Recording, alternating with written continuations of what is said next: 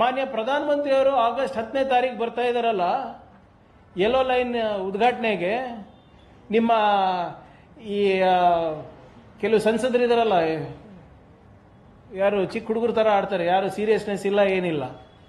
ಮೋದಿ ಮೋದಿ ಮೋದಿ ಅನ್ಕೊಂಡು ಹೋಗ್ತಾರಲ್ಲ, ಮೋದಿ ಹತ್ರ ಉತ್ತರ ಕೇಳಬೇಕಾಗ್ತದೆ ನಾವು.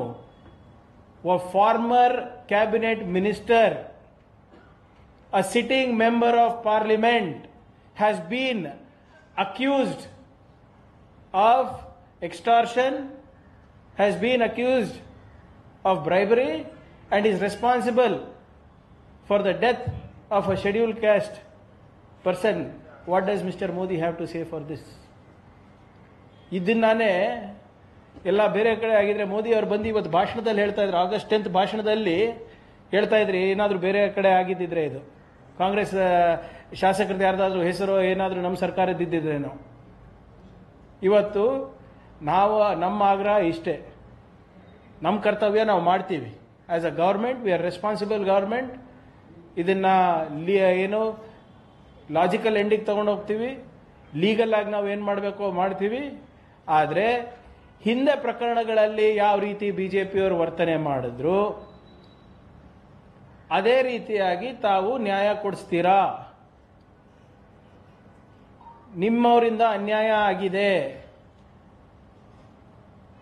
ನಿಮ್ಮ ಅಶೋಕ್ ಸಾಹೇಬ್ರು ಇರ್ಬೋದು, ವಿಜೇಂದ್ರ ಅವರು ಇರ್ಬೋದು, ನಾರಾಯಣ ಸ್ವಾಮಿ ಚೆಲುವಾದಿ ಅವರು ಇರ್ಬೋದು, ಪ್ರೆಸ್ ಮುಂದೆ ಏನೇನು ಅವಾಗ ಹೇಳಿದ್ರಿ ಅವೆಲ್ಲನೂ ಕೂಡ ಇವಾಗ ಬಂದು ಹೇಳುವ ದಮ್ಮು ತಾಕತ್ತು ಇದೆಯಾ? ಬರೇ ನಿಮ್ಮ ಪೌರುಷ ಬರೇ ಕ್ಯಾಮ್ರಾ ಮುಂದೆನಾ?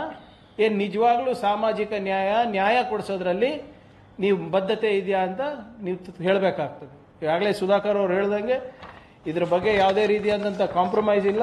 ಒಂದು ಜವಾಬ್ದಾರಿಯುತ ಸರ್ಕಾರ ಆಗಿರೋದ್ರಿಂದ we will extend all legal help possible.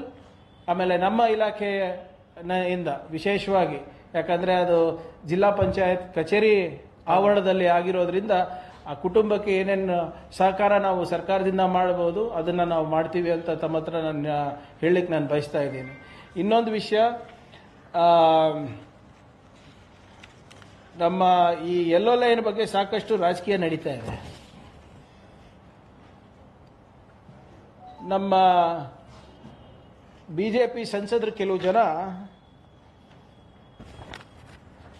ಇದು ಮೋದಿಯವರಿಗೆ ಸಲ್ಲಬೇಕು, ಮೋದಿಯವರಿಗೆ ಸಲ್ಲಬೇಕು ಅಂತ. ಇವ್ರದ್ದೆಲ್ಲ ಬರೇ ಪ್ರಚಾರ, ಪುಕ್ಸೋಟೆ ಪ್ರಚಾರ ತಗೊಳೋದು ಕಲಿಬೇಕು. ಆದರೆ ನಾವು ಬಿಜೆಪಿಯಿಂದ ಕಲಿಬೇಕು.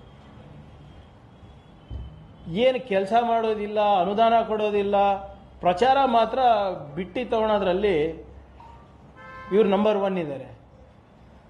ಜಲ್ ಜೀವನ್ ಮಿಷನ್ನಲ್ಲಿ ನಾವು ಮುಖ್ಯಮಂತ್ರಿಗಳು ಫೋಟೋ ಹಾಕಿದ್ರೆ ಇವ್ರಿಗೆ ಸಮಸ್ಯೆ, ಅನುದಾನ ಬಿಡುಗಡೆ ಮಾಡಲ್ಲ ಅಂತ ಹೇಳ್ಬಿಡ್ತಾರೆ. ಜಲ್ ಜೀವನ್ ಮಿಷನ್ನಲ್ಲಿ 50% ನಮ್ಮ ಪಾಲಿದೆ. ಲ್ಯಾಂಡ್ ಅಕ್ವಿಸಿಷನ್ ನಾವೇ ಮಾಡ್ಕೋಬೇಕು.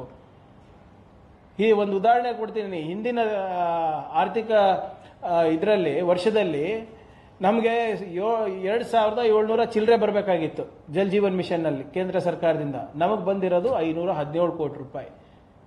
ನಾನು ಪತ್ರ ಬರೆದೆ, ಸ್ವಾಮಿ ನೀವು ಇನ್ನೂ ನಮಗೆ ದುಡ್ಡು ಕೊಡಬೇಕು, ನೀವು ಕೊಟ್ಟಿಲ್ಲ ಅಂದರೆ ಪ್ರಾಜೆಕ್ಟ್ ತೊಂದರೆ ಆಗುತ್ತೆ, ನಾವು ನಮ್ಮ ಪಾಲು ಕೊಟ್ಟಿದ್ದೀವಿ ಅಂತ.